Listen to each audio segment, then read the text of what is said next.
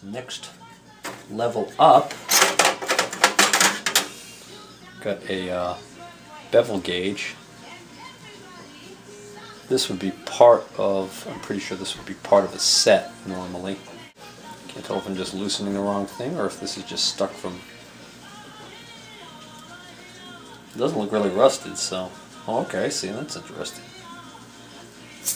Oh, that's a good way to get sliced. There we go.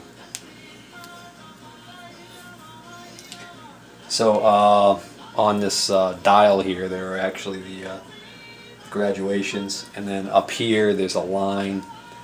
So for instance, if I put that line right on 90, you can see that that is going to be a 90-degree angle here, or here for that matter. So, and I think normally these come in a case with more than one size blade. This is an Ellis Starrett.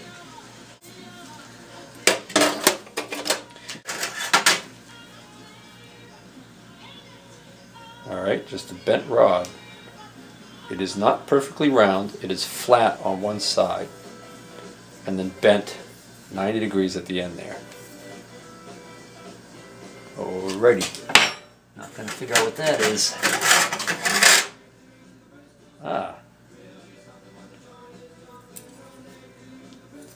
This is some sort of a dispenser. It says Zim Manufacturing Company, Chicago, patent applied for. If I am not mistaken, I think this has got soapstone in it, and I believe the way this is supposed to work is you push this out far enough so that the soapstone sticks out. Oh, there we go. There's a pin right here. So I think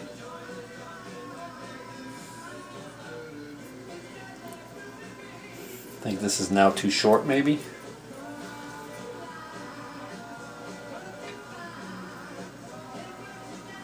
This says in USA on it, so obviously it used to say made in USA.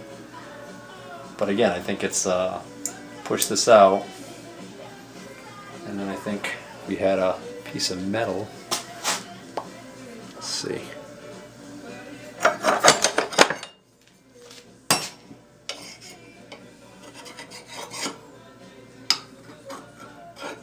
No? Alright. Doesn't seem like a soapstone. What the heck is that? Alright. I'll take this little spring, this little spring collar, completely off so that I can open this up far enough to take this out completely. Let's see if we can't figure out what it is. What the heck is this? It's weird because it's got this pin right here that obviously is supposed to be in here to push it in and out. But if this was supposed to, by design, wear down and be, you know, replaced, then would the replacement also have the pin on it? Because this squared end turns, this is square on this end and turns around, but there's no, this doesn't come out of here. What the hell is this?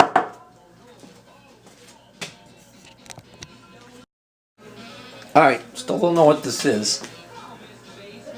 This is way too hard to be something that's used for writing on. And it's got a long shape at the end there. And there's actually almost looks like this little point in the middle. As if like in the core of this there's actually a round pin or something. So that is weird. I don't know what that is. And again, this is Zim Manufacturing Company, Chicago. Try and Google that. Oh, let's see. All right, we'll put this mystery tool back in there. Here is a nice little set of inside calipers. Ah, these are WW Farr. Or is it WW Earl? Yeah, Earl. WW Earl Semis and Kale Company. Oh, Bemis and Kale Company. Bemis and Kale. So it looks like you got a fine adjustment here, and then your coarse adjustment here. So you set them in the ballpark here, and then you use this little thumb wheel. These aren't too badly rusted. That's a nice little set of inside calipers. I like these. I'll put those with my other calipers. And there was a little scale, pocket scale, tempered, made in the USA. This is a Starrett scale, unfortunately, because of the discoloration from sitting in there so long. It's going to be a little tough to read. And here's a scribe, right, I think, for using on a surface plate. And here we've got, here's a point for something. It screws into something. Okay. Don't know what.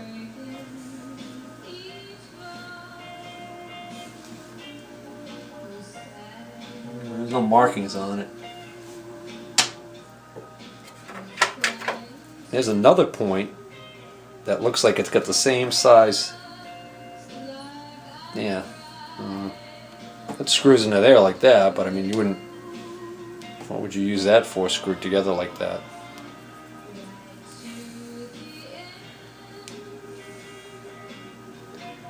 Any idea what the heck those are? I guess I'll keep them together for right now.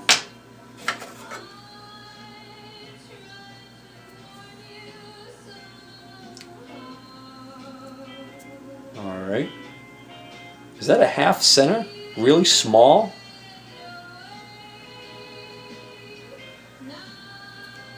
Got a big old hole right through there. So on this edge, that would create a half center. Why does the hole go all the way through? Or is that a cutter? I'm going to tell you what, that's got a pretty sharp... Oh, here we go. It's got a... This is a cutter. 82 degree, number 10 high-speed steel. Weldon, USA. Patent applied for. I guess that's a cutter, and I'm assuming when it cuts, the chips come up through this hole, maybe. That's a little sucker. So, countersink. Itty bitty one, I guess. Thread gauge. This is a Starrett thread gauge on number 4. And these are in nice shape. Good shape. They're not all rusted. Like that. Okay. These have a little bit of rust on the back side here, but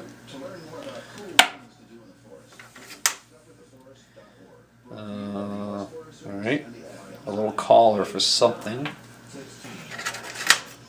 Needle file. Small Allen wrench.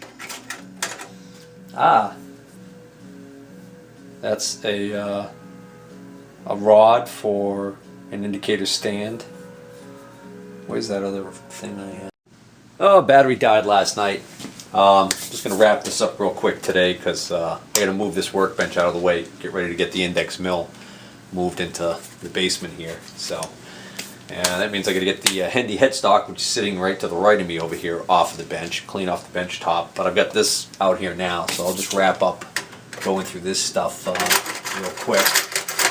So, looking through these other little things. Here's another scale, on this pocket scale. This is another Starrett number 4. It says number 4 grad period. Graduated? I thought this one said something else.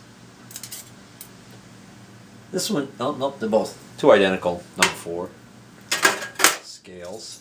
And then there's some bits of copper wire in here. Maybe I threw these copper wires in here when I was playing around with the 3-wire method on the Hendy.